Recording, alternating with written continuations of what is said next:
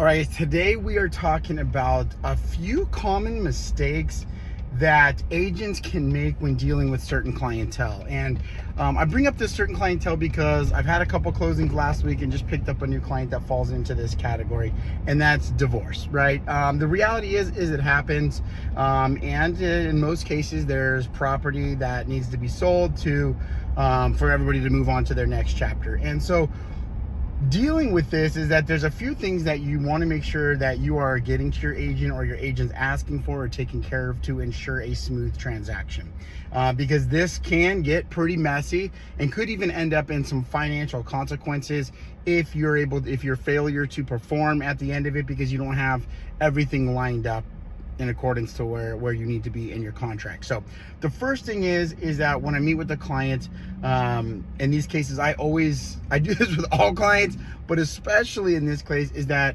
number one is we got to pull a title report.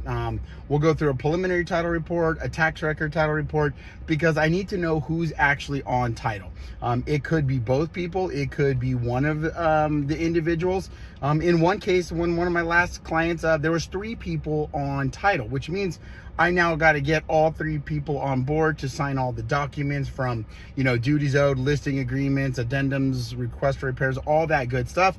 Everybody has to be signing and kept in the loop all the way through the process. So we want to make sure that is handled and I get it in writing and see it. I can't just take somebody's word for it. Hey, yeah, I have the ability to sell the home because I was awarded it in the divorce, which leads me to number 2. Number 2 is getting a copy of the divorce decree, because in some cases, yes, maybe as the attorneys have prepared paperwork and stuff like that, maybe you have been awarded the house. And in lieu of, in regard to that, you have to make a payoff, or the other person is entitled to some of the proceeds. However it's split, listen, that's way out of my, that's way above my pay grade. But when it comes to the property, is that I need to see exactly how it's chopped up, to see if one person does have the right to sell it, because if so, we need to get that over to title to make sure that we have no clouts on title, everything is clear, and the title can be transferred clearly.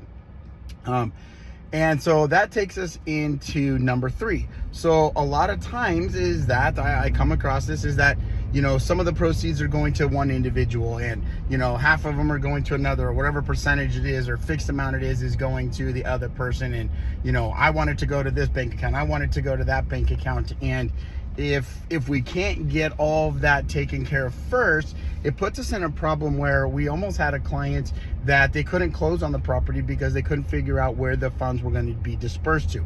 Title will not hold on to your funds and sit there and hold them for you. So they're going to make sure that they get them to the proper accounts.